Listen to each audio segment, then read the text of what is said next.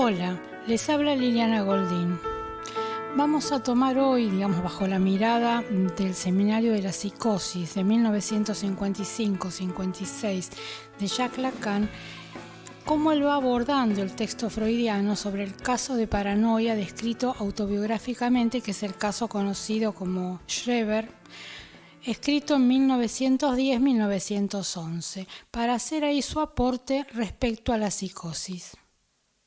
Voy a ir tomando trozos del texto, un punteo del texto, no completo, pero bueno, para que ustedes lo puedan seguir, este es el tomo 12 de la colección de Sigmund Freud de la editorial Amor Ortu.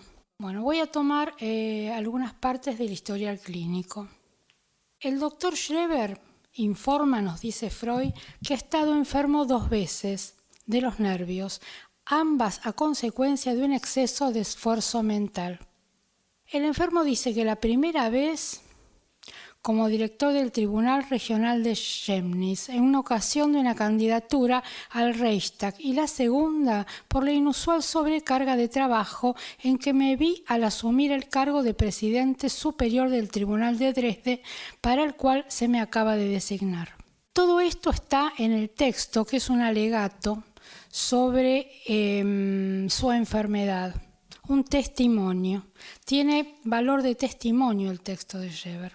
Freud nunca lo vio como paciente, tomó el texto y sobre ese texto trabajó, y nos da como una transmisión en relación al valor del decir del psicótico como texto.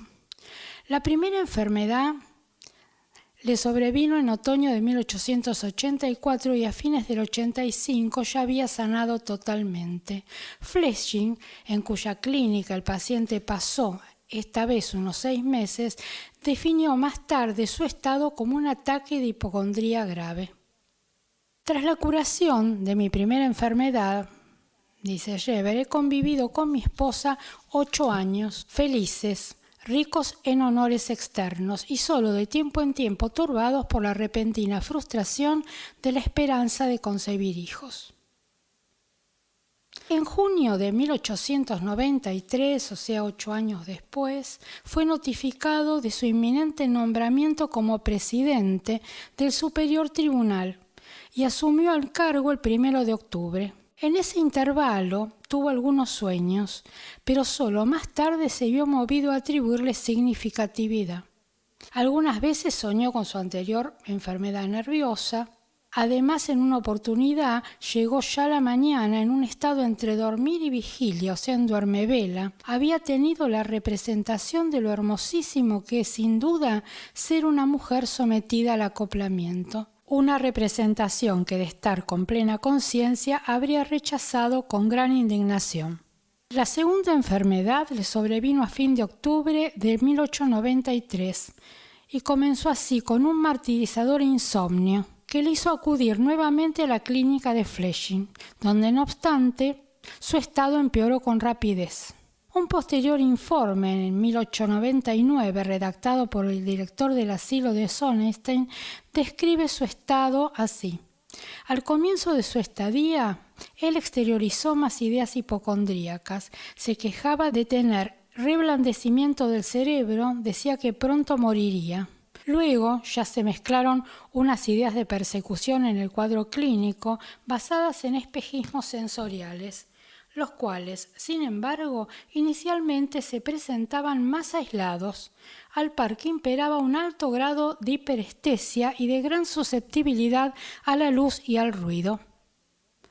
Luego se acumularon los espejismos visuales y auditivos, gobernaron todo su sentir y pensar, se daba por muerto y corrompido, por apestado, imaginaba que en su cuerpo emprendían toda clase de horribles manipulaciones, y como él mismo lo declara todavía hoy, pasó por las cosas más terribles que se puedan imaginar y las pasó en aras de un fin sagrado.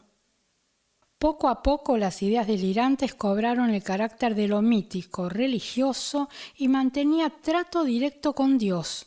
Era juguete de los demonios, veía milagros, escuchaba música sacra y, en fin, creía vivir en otro mundo.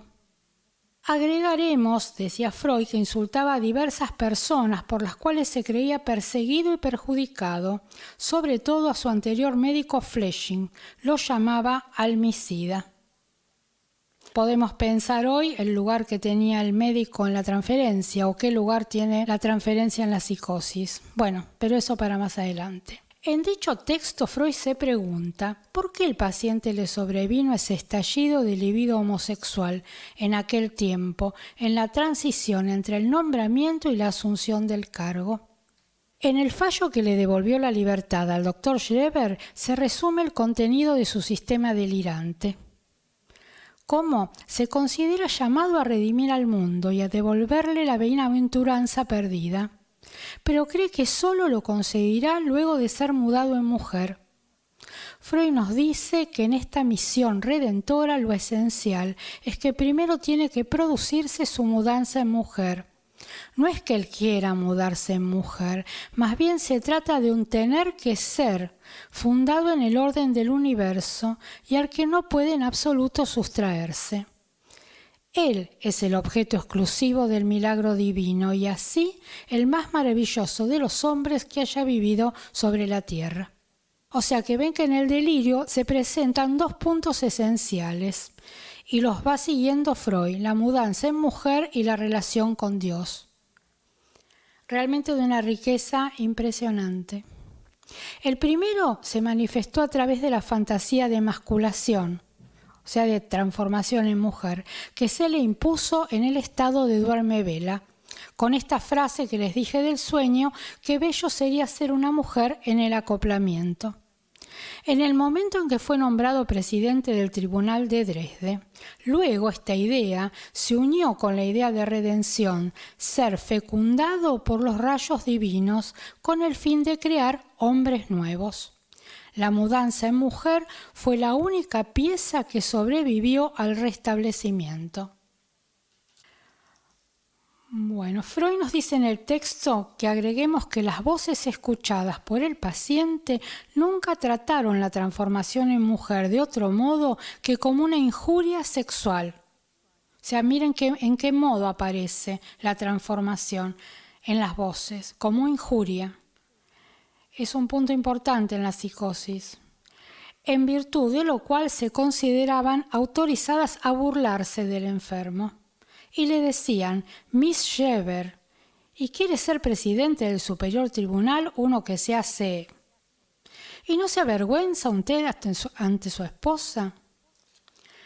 La naturaleza primaria de la fantasía de emasculación y su inicial independencia respecto de la idea del Redentor es atestiguada por aquella representación citada al comienzo.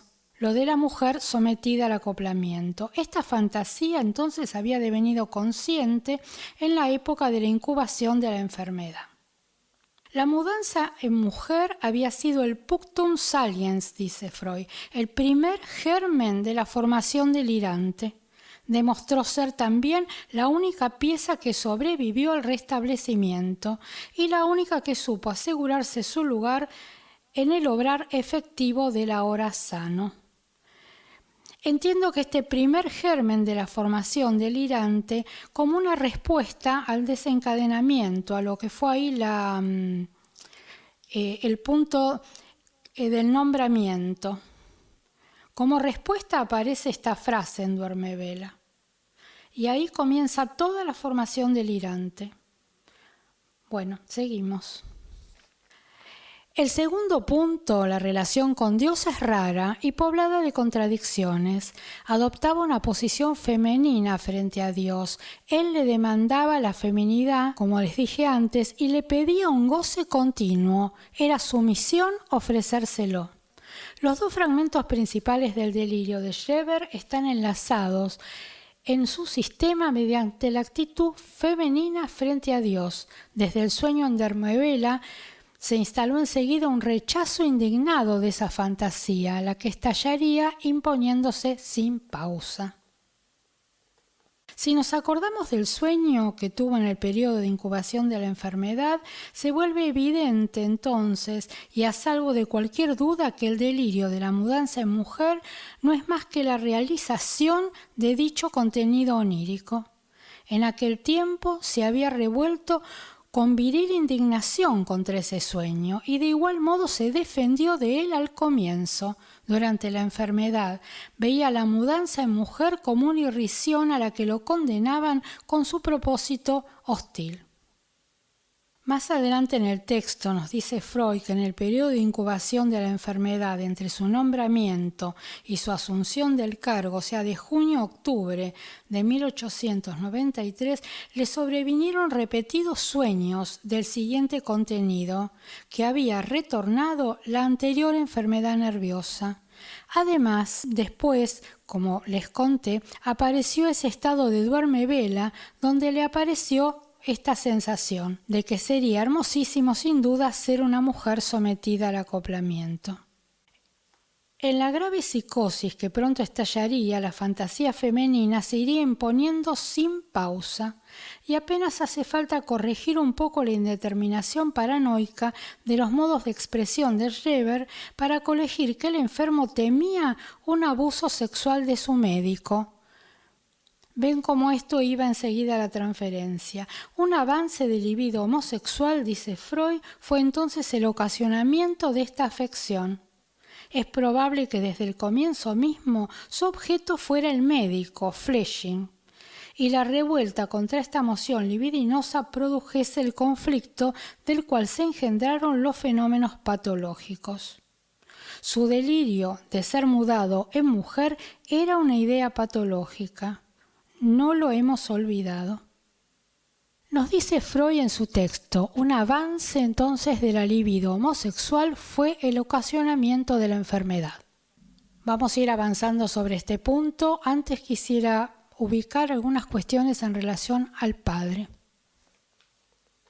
El padre del presidente del Superior Tribunal, Dr. Schreber, no había sido un hombre insignificante. Fue el doctor Daniel Gottlieb Schreber, cuya memoria es conservada todavía hoy, sobre todo en Sajonia, por numerosas sociedades Schreber.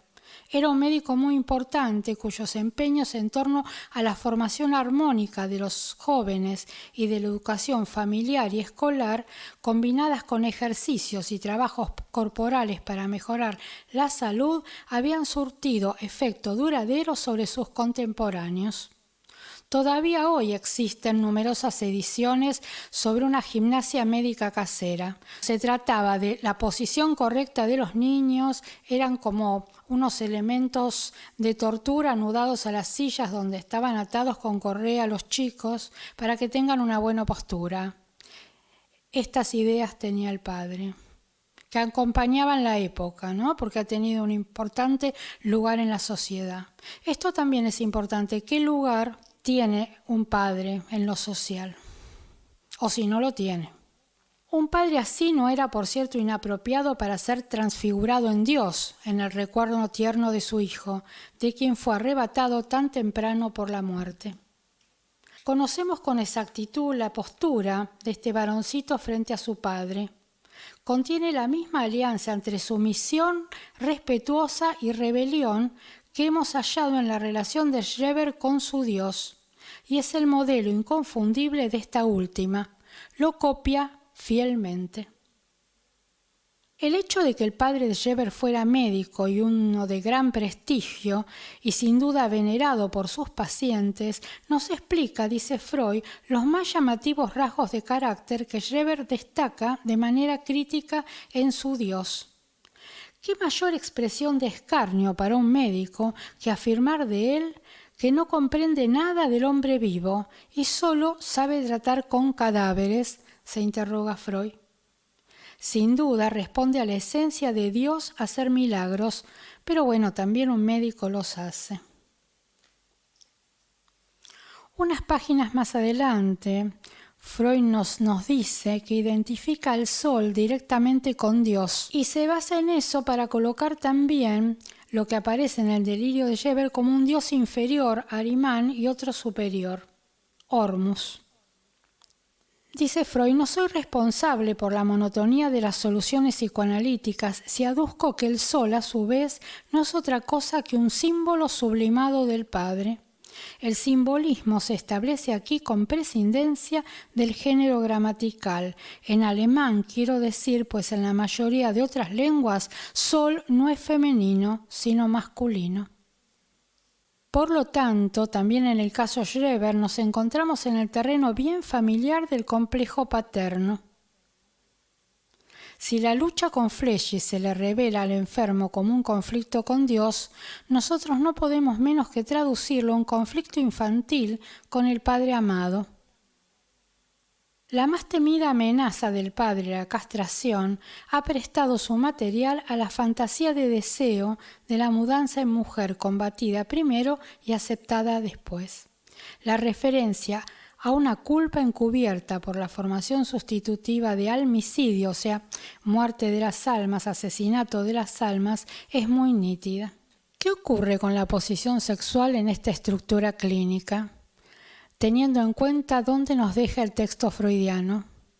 El aporte de Lacan en relación al mecanismo de la psicosis es el concepto de forclusión del nombre del padre, que ya lo hemos ubicado en los audios anteriores. En el texto sobre la psicosis de Jacques Lacan vamos encontrando respuestas. Puede que al comienzo un taburete no tenga suficientes pies, pero que igual se sostenga hasta cierto momento. ¿Qué ocurre cuando en el sujeto, en determinada encrucijada de su historia biográfica, confronta ese defecto que existe desde siempre, que es el momento del desencadenamiento, ¿no? Que fue la pregunta que nos comenzamos a hacer? Previo a toda simbolización hay una etapa en la que puede suceder que parte de la simbolización no se lleve a cabo, y algo primordial en lo tocante al ser del sujeto no entre en la simbolización y sea no reprimido sino rechazado. Con lo que queda el sujeto se forja un mundo y sobre todo se ubica en su seno, es decir, se las arregla para ser aproximadamente lo que admitió que era. Un hombre cuando resulta ser del sexo masculino o a la inversa una mujer. El ser humano, en tanto sujeto, no puede escapar al sometimiento a la ley de la palabra. La ley está en el origen y la sexualidad humana se realiza a través de ella. Esta ley es una ley de simbolización. ¿Y qué quiere decir esto? Esto quiere decir el Edipo. Cuando al comienzo de la psicosis lo no simbolizado reaparece en lo real, por no poder realizar una mediación simbólica entre lo nuevo y él mismo, entra en otro modo de mediación que sustituye la mediación simbólica por un pulular, una proliferación imaginaria, que es lo que se llama delirio. Bueno, hoy llegaremos hasta aquí. La próxima vamos a seguir con la tercera parte del texto de Schreber de Freud. Y bueno, hay algunas cuestiones que les iré proponiendo. Bueno, muchas gracias por escucharme y hasta la próxima.